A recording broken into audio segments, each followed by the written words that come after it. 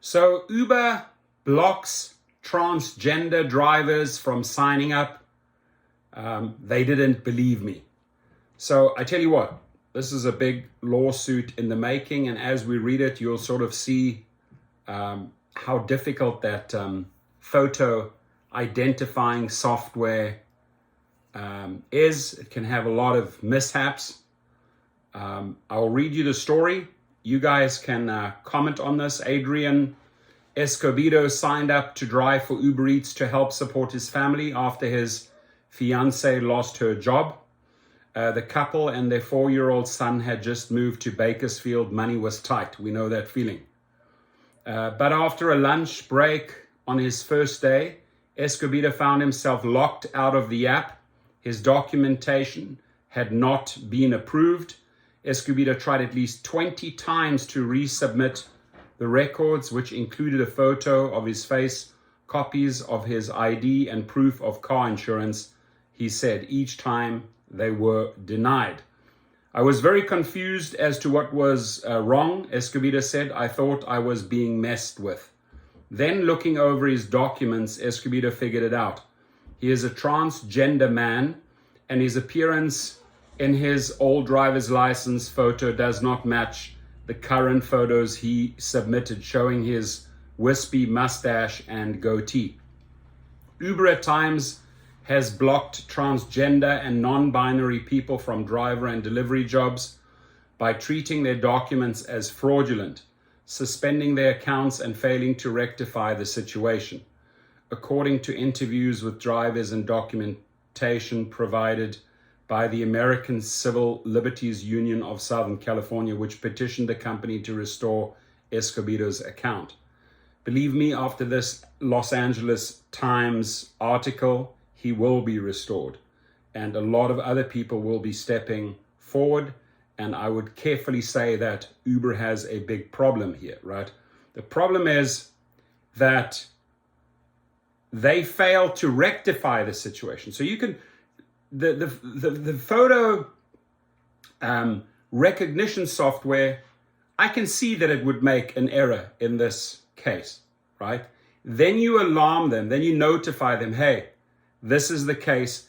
But what they do, as they always do with every type of issue, whether it's shorting your pay, not paying you out in time, not giving you your bonuses, they fail to rectify the situation because their customer service just plain sucks. I just wanted to add that to that. Drivers have had their accounts permanently banned according to documentation of written communications with the company shared by 5 workers. None managed to get their accounts reactivated through Uber's appeals process because it literally does not exist, right? It's a cut and paste AI autoresponder. There's no humans. No one's reading your issue, right?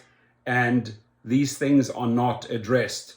So I'm not surprised that the accounts don't get reactivated. Now, a little bit off topic here, but it has to do with deactivation and reactivation. In this case, after the article, I'm pretty sure that all 5 people will be activated. Otherwise, they have a lawsuit if they don't act on this article, right? But when it comes to deactivations, they will deactivate you over any and every reason. Most of the time, 90% of the time, it's a false report by a rider. Deactivated. The appeals process, getting back in. I've studied this closely. I've taken on many cases. I've helped people package them up in small claims suits. I've helped them formulate the letters. Now what I'm offering in January is a service to get you reactivated, right? I'm working with paralegals and legals, and it's a 4-step process. The final step, number 4, is we file the papers in the small claims court papers against them, and we go after the damages for wrongful termination. This here, my friends, is a wrongful termination based on their sex, right? Based on their looks. The software obviously doesn't pick up the changes. Now, that famous little thing there, you guys must hate this one, but your account is on hold. That is extremely frustrating. That is extremely annoying and stressful and creates a lot of anxiety. Just this little slide. Your account is on hold. One driver had been working for Uber Eats for more than a year without issue, prompted by the company's marketing of a new option allowing transgender drivers to update their names and profile pictures. She resubmitted her documents in late August. Her profile photo was rejected as fraudulent. Her account was shut down and she was permanently removed from the platform. Now, we don't know behind the scenes how they treat transgender people. We have no clue. They might have their own game plan. If it is a wicked game plan that they have against transgender people, it's going to come out sooner or later and they're going to pay the price, right? I don't know. And I say that carefully. So her profile photo was rejected as fraudulent. Her account was shut down and she was permanently removed from the platform. We know that feeling. However, my friends, if you get permanently removed when they say, oh, our decision is final, it is not final, right? You come to me in January, I'll share the links with you and we go after them, right? Nothing is final. You can force a thing like this into small claims court for a minimum of $10,000.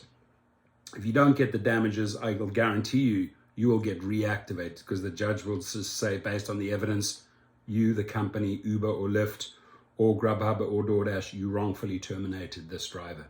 Blocked applicants said they spent hours messaging and calling the support desk, often to no end. Some haggled with Uber for days to get their true name displayed instead of their dead name from before they transitioned.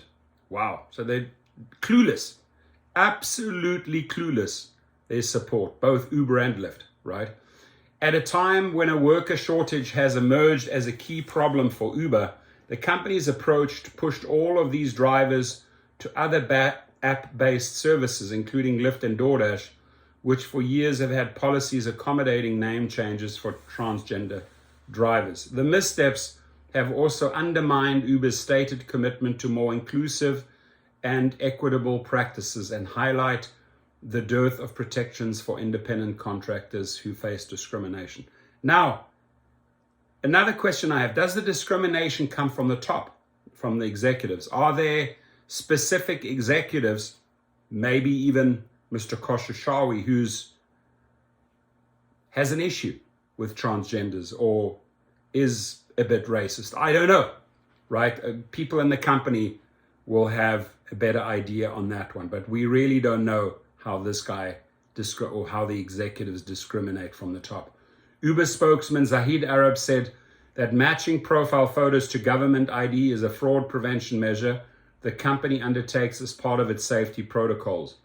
Arab said that in an email that on occasion requests can be misrouted and result in a regrettable customer experience, which we are working to address. Now, Uber's had major issues and they've been taken to court in the UK over this. You just have to literally duplicate that lawsuit here in California or in Texas if you have these type of issues. Get your hands on that lawsuit, right? If you in any way feel discriminated, go after them.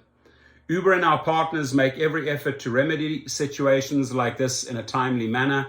We continue to work on improving internal processes and working with our third-party background check providers to help ensure the background check process runs as expected for transgender and non-binary users. Uber is working to reactivate accounts the Times inquired about, Arab said Thursday afternoon.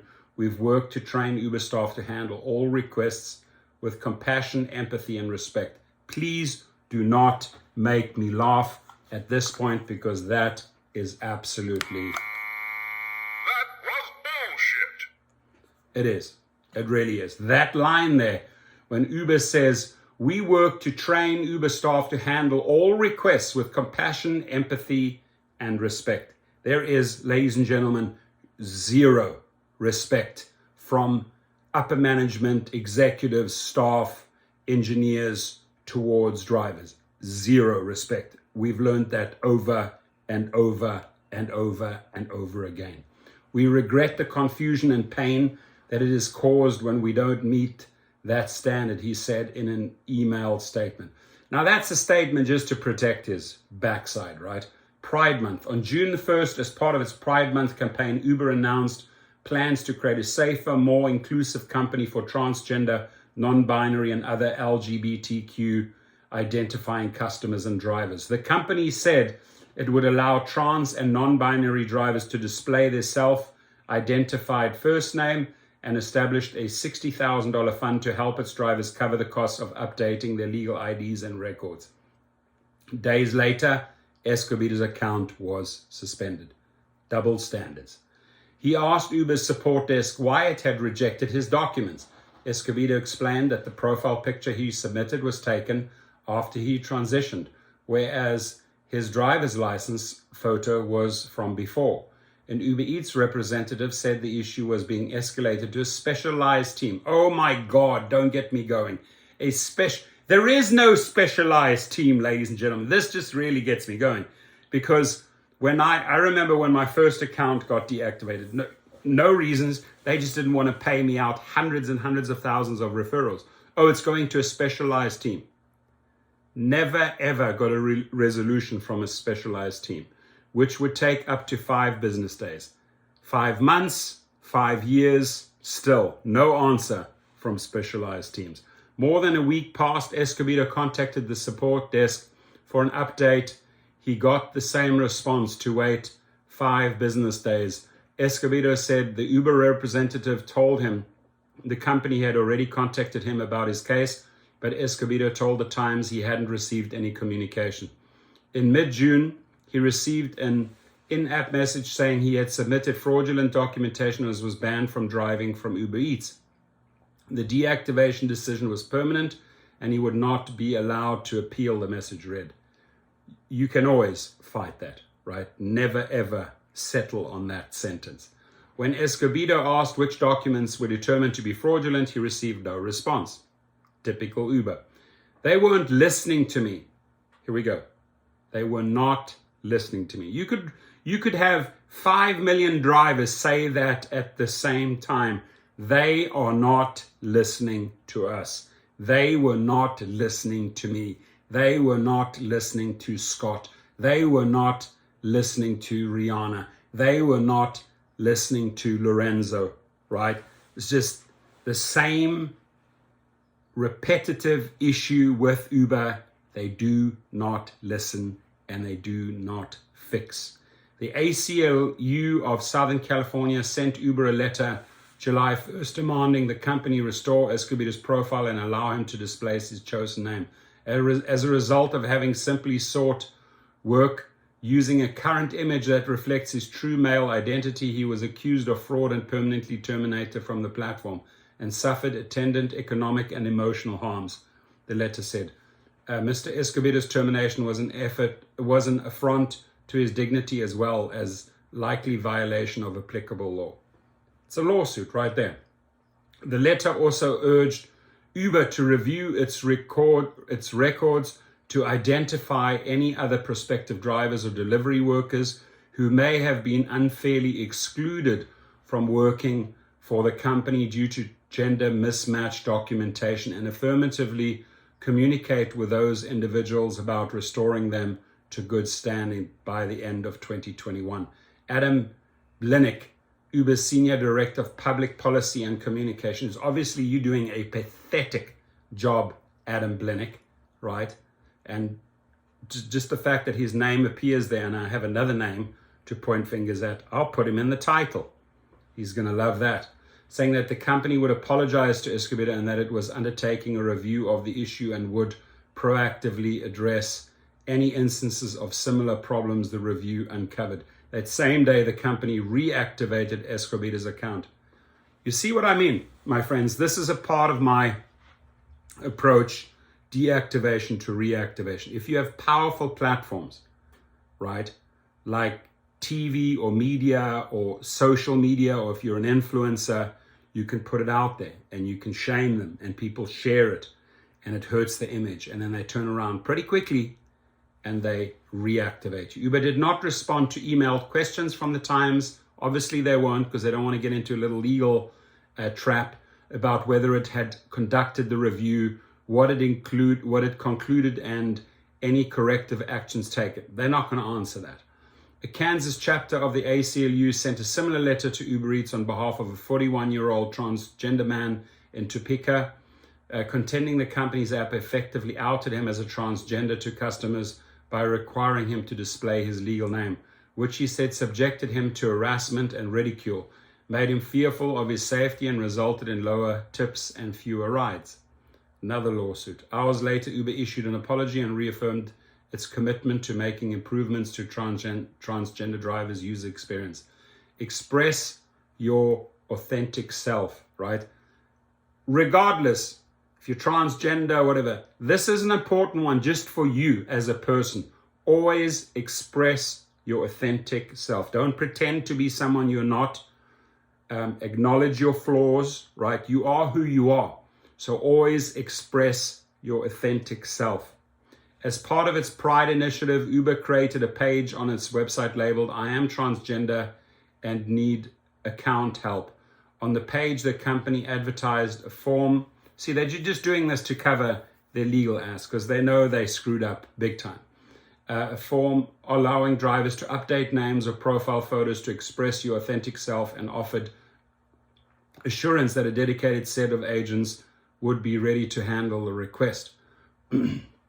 So far, Uber has handled some 1,800 requests to change names or profile photos, Arab said, and about 1,000 support staff workers have received training in partnership with the National Center for Transgender Equality. Monty Robertson, 22, based in Philadelphia, saw the new feature in August. Robertson transitioned after starting with Uber more than a year ago, and her photo was outdated. About a week after she submitted the form, the company deactivated her account and said an August 19th message to her new profile picture was altered or fraudulent. Robertson works for DoorDash now. Her picture is still outdated. She said she is afraid to ask DoorDash to change it and risk termination from another delivery app. Calvin Stefano, whose account was also deactivated when he tried to update his profile photo, said Uber's appeals process doesn't allow drivers to better understand to further dispute the company's termination.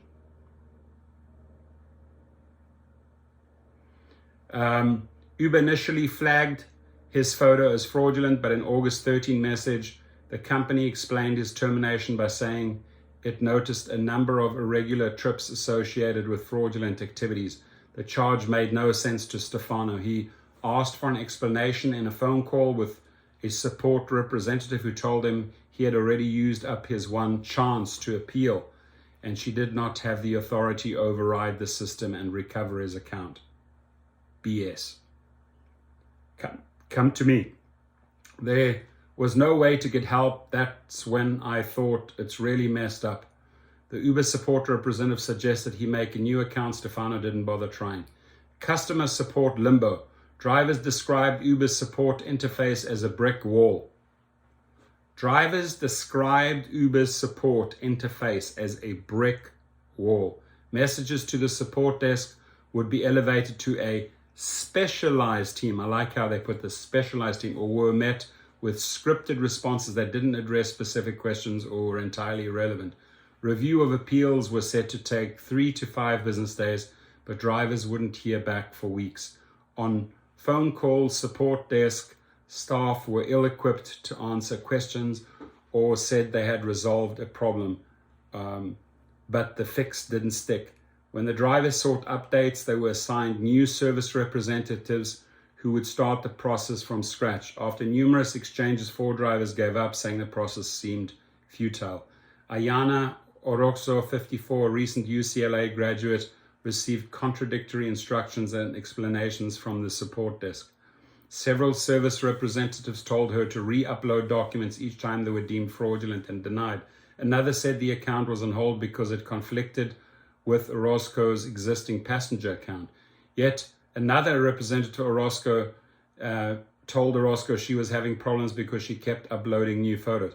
So they just make crap up. There is no consensus. There is no script, right, that actually addresses the issues. They just make stuff up. We went around the same circle. Here we go again, hamster wheel, hamster wheel. Wait 3 to 5 business days. It seemed like the more I kept calling them, the more they just put me into the back of the line. As part of Uber's response to the Times, the company provided a statement from a woman who said she used to drive for Uber and lauded the company's accommodations when she started her gender transition. When she explained why she needed a different name displayed, help their staff were so kind and changed it for me, the former driver, Amy Meredith, said. But others say Uber's support desk has made it harder for drivers to take appropriate safety measures. San Moore, 27, of Santa Ana, worried that having his legal name visible would out him as a trans to customers and potentially put him in danger. Orange County is not the most progressive area, Moore said. Just being out trans is enough. I don't need to deliver that information along with the food when I go to people's houses. But the company refused to display his chosen name. Instead, it kept Moore's legal name and added Sam after it in parentheses. Moore furiously tweeted at the company, threatened to delete the app, and mentioned he had a lawyer, his mother. Uber then fixed the issue and then sent a link to information about its partnership with the National Center for Transgender Equality to help drivers fund name changes on legal records. They said, look how progressive we are, after I had to fight with them for 3 days. One of the drivers who got suspended from the platform because of a failed background check was advised by Uber support desk workers to contact Checker. Oh my God, Checker, don't get me going. The third-party service Uber uses to screen new drivers and conduct annual background checks. The Uber spokesman confirmed that drivers who temporarily lose access are asked to work with Checker. Forget about it. Uber's website said that although the company relies on Checker to screen drivers, Uber is ultimately responsible for the decision on a driver's eligibility. Checker does not determine the standards used to evaluate eligibility to partner with Uber and is not involved in the partnership decision, the website reads. Lyft and DoorDash also contract with Checker. It's unclear whether similar breakdowns occur for transgender drivers working on other platforms. Come forward if you have that issue. Checker did not respond for requests for comment, obviously, because they're fast asleep. Uber directed Daniel Yanis, you are fast asleep. Uber directed representatives from organizations advocating for LGBTQ civil rights that the company partners with or sponsors to reach out to the Times. There are some employers who take reactive measures, but we've seen Uber take proactive approach to ensuring their platform is welcoming and inclusive, and that we think distinguishes them from other companies. Please. Samuel Garrett Pate of Equality California, an organization sponsored by Uber, said in a phone interview, locked out. Transgender people face significant hurdles in the workplace. Dead naming, misgendering, and other discrimination trigger gender dysphoria and spur mental health crisis. Some opt for self-employment or work in the gig economy, hoping a less formal setup will reduce their chances of experiencing discrimination. Sometimes it's not a choice because they are visibly queer. Trans people get locked out of employment opportunities at every stage. From resume screenings to interviews in positions of serious vulnerability, trans people are more likely to take low-wage jobs and put up with harassment and discrimination, said Shannon Minter, legal director of the National Center for Lesbian Rights. Independent contractors are often at an inherent disadvantage without traditional employee arrangements. They have less structural support and they generally lack robust, if any, protection under discrimination laws, said Amanda Goad, director of the LGBTQ Gender and Reproductive Justice Project at the ACLU of Southern California, who petitioned Uber to restore Escobedo's account. If you are doing gig work, you don't get to have sustained relationships with colleagues and supervisors. You don't have the normal ability to call HR with a question, and people trying to get support through an app get very mixed results, Goad said. In California, app-based drivers were governed by a different set of rules under Proposition 22. The 2020 voter-approved law bankrolled by Uber, Lyft, and other gig companies that allowed them a carve-out from state law requiring the classification of some contractors as employees. Goad said the measure passage took away strong protections gig workers might have had as employees under California law. For example, California law requires that employers comply with an employee's request to be identified by a preferred name or gender pronoun, or else they could be held liable for discrimination. Legal experts said Proposition 22 fails to delineate how discrimination claims by gig drivers would be processed and investigated, raising concerns that courts may not allow the cases to go forth. Delivery driver Autumn Jean, a Tampa, Florida resident, originally signed up to work as a delivery driver for Postmates when the app was dismantled in June as part of Uber's acquisition of the company. The previous year, she tried to transfer to Uber Eats, but was permanently deactivated in the process. The thing that was so frustrating was Uber gallivant on Twitter about all the great things they're doing for trans people, Jean said. Here I am, trans person trying to make a living, telling you it's actually impossible to sign up. The result, Jean said, whether the company's actions are intentional or not, has the effect of being transphobic. And that is a great piece by Sohorna Hussain.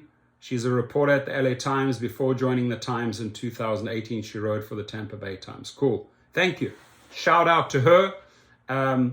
And I hope these individuals all got their platforms back, right? I hope there were apologies. And I can understand if they do a joint lawsuit. I fully understand. They've been put on notice now. So if they keep on doing this, they're in big trouble. So your feelings, your thoughts, your comments on this, obviously I think they're going to be a very wide range of comments. I will respect every comment made. We'll post them here. You don't have to get nasty. You don't have to say hurtful things. Just keep it real, and please post your comments. Have a good day and stay safe out there. Shout out to my sponsors, LegalRideshare.com. If you get into an accident, they will help you in Ohio, Arizona, and Illinois. Their attorney, Brian Greening, is phenomenal. If you get into an accident, contact them. Shout out to Display Ride, one of my sponsors. You definitely want to get one of these, whether you have a dash cam or a display ride. The difference here is that the footage gets uploaded into a cloud and is available at all times. Then also shout out to Rideshare EV Now, rideshareevnow.com, if you want to get into an EV lease in 2022 and change your vehicle from gasoline vehicle to EV. That's the company to go with. Have a good day, my friends, and stay safe.